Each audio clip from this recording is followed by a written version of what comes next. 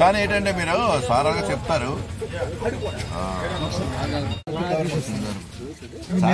Copy ఇస్తారు అందరికీ ఒకటి 2 కాపీలు ఇవ్వడం జరుగుతుంది.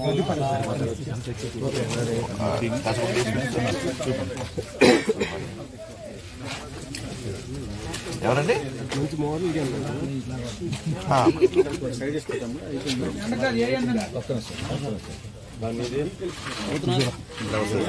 తీసిన తర్వాత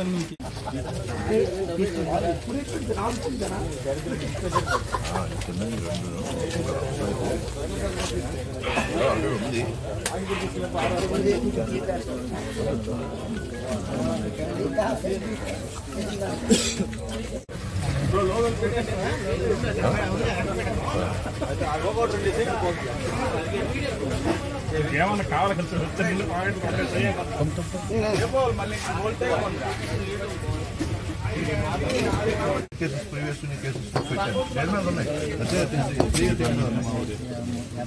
తీయించండి.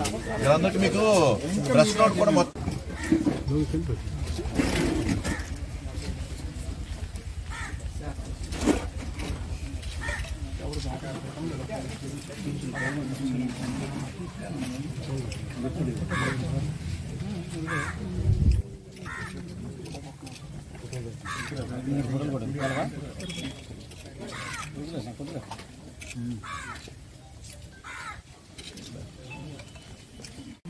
కాశీబుగ్గ సబ్ డివిజన్లో కాశీబుగ్గ పోలీస్ స్టేషన్ లిమిట్స్లో 572/2024 అండర్ సెక్షన్స్ మనకి 307 అండ్ ఆర్మ్స్ యాక్ట్ కింద రిజిస్టర్ చేయడం జరిగింది ఒక కేసు.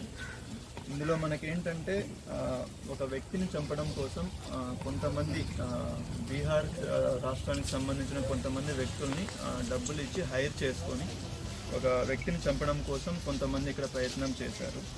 వీళ్ళు చంపాలనుకున్న పర్సన్ పేరు వచ్చి నాగరాజు. సో వీళ్ళది ఇక్కడ మనకి చిన్నబడం విలేజ్. సో వీళ్ళు చంపాలనుకున్న వాళ్ళు వచ్చి అంపోలు శ్రీనివాస్, కూర్మపు ధర్మారావు అండ్ వాళ్ళకి కోట శ్రీనివాసరావు, వీళ్ళు ఎవరైతే ఉన్నారో వీళ్ళందరూ కలిసి ఆ వ్యక్తిని చంపాలనుకొని చేశారు. దీనికి కారణం ఏంటంటే వీళ్ళకి చాలా రోజుల నుంచి వీళ్ళ మధ్య ఉన్న కొన్ని పర్సనల్ గొడవలు కావచ్చు, అలానే ఊర్లో ఆధిపత్యం ఎవరిది ఉండాలి, మేము ఉండాలా మీరు ఉండాలన్న ఒక ఆధిపత్య ధోరణి కావచ్చు, వీళ్ళ మధ్య ఉన్న పొలిటికల్ డిఫరెన్సెస్, రాజకీయంగా వీళ్ళ మధ్య ఉన్న విభేదాలు ఏవైతే ఉన్నాయో, ఒకరు ఒక పొలిటికల్ పార్టీకి సంబంధించిన వాళ్ళు, ఇంకొక పొలిటికల్ పార్టీకి సంబంధించిన వాళ్ళు, వీటితో పాటుగా వీళ్ళ మధ్య సివిల్ తగాదాలు, భూమి తగాదాలు కొన్ని ఉన్నాయి. వీళ్ళు కొంచెం రియల్ ఎస్టేట్ చేయడం కావచ్చు, దాంట్లో ఈ డబ్బులు సంబంధించిన గొడవలు ఏవైతే ఉన్నాయో ఆ గొడవలకు సంబంధించి కూడా వీళ్ళ మధ్య ఉన్నాయి. సో వీళ్ళు ఏంటంటే డైరెక్ట్గా వీళ్ళు కాకుండా బయట నుంచి ఒక టీముని తీసుకొని వచ్చి వీళ్ళని చంపి దానికి సాక్ష్యాధారాలు లేకుండా చేసి అది ఎవరు చంపారో తెలియకుండా ఉండాలి అన్నట్లు వీళ్ళ ప్లానింగ్ చేశారు. సో అలా ప్లాన్ చేసి అలా చంపిన తర్వాత మనకి ఏదైనా ఒక శాంతి భద్రతల సమస్యలాగా ఇది చేయాలన్నది ఒక మోటివ్ అన్నది వీళ్ళకి కనిపిస్తుంది. సో వీళ్ళు మొత్తంగా మనకి బీహార్కి సంబంధించి ఇప్పుడు మనకి 3 దొరికారు. అండ్ ఇక్కడ లోకల్గా పలాసాకు సంబంధించి మొత్తం 4, టోటల్గా 7 మందిని ఈరోజు అరెస్ట్ చేయడం జరుగుతుంది. సో వీళ్ళ ప్లానింగ్ ఏంటంటే వీళ్ళు నవంబర్ 10వ తారీఖున వైజాగ్లో ఒక హోటల్లో కలిశారు వీళ్ళందరూ. సో అక్కడ కలిసి అక్కడ ప్లాన్ చేసి నవంబర్ లాస్ట్ వీక్లో అంటే నవంబర్ 25 నుంచి 30 తారీఖు మధ్యలో ఇక్కడ పలాసాకు వచ్చి ఇక్కడ రెక్కీ చేసుకున్నారు. వాళ్ళ ఇంటి దగ్గరికి వెళ్ళి రెక్కీ చేసుకున్నారు. దాంతోపాటుగా మొత్తం 10 లక్షలకి ఈ మర్డర్ చేయాలన్నది వీళ్ళు అగ్రిమెంట్ చేసుకొని అందులో 2 లక్షలు అన్నది వాళ్ళకి ఆల్రెడీ పేమెంట్ కూడా చేయడం జరిగింది. దాని తర్వాత వీళ్ళకి వెపన్స్ అన్నది మనకి మొత్తం బయట నుంచి తీసుకొని వచ్చి మొత్తం 2 పిస్టల్స్, ఒక తపంచ అండ్ 45 రౌండ్స్ ఇవన్నీ వీళ్ళకు తీసుకొని వచ్చారు. బయట నుంచి తీసుకొని వచ్చి డిసెంబర్ 10 నుంచి రెక్కీ చేయడం అనేది ఇక్కడ జరుగుతుంది. సో మనకున్న స్పెసిఫిక్ ఇన్ఫర్మేషన్ ప్రకారం వీళ్ళు ఎప్పుడైతే అక్కడ వాళ్ళని చంపడానికి ప్రయత్నం చేస్తూ ఉన్నారో ఆ టైంలో వెళ్ళి మనం పట్టుకోవడం జరిగింది. ఈ ప్రాసెస్లో మనకి మొత్తం 2 పిస్టల్స్ని, ఒక తపంచాని, తర్వాత అమ్యునేషన్ అంటే 45 రౌండ్స్ బుల్లెట్స్ని, తర్వాత 3 బైక్స్ని, ఒక కార్ని అండ్ 9 మొబైల్ ఫోన్స్ని అండ్ రిమైనింగ్ థింగ్స్ని కూడా మనం సీజ్ చేయడం జరిగింది.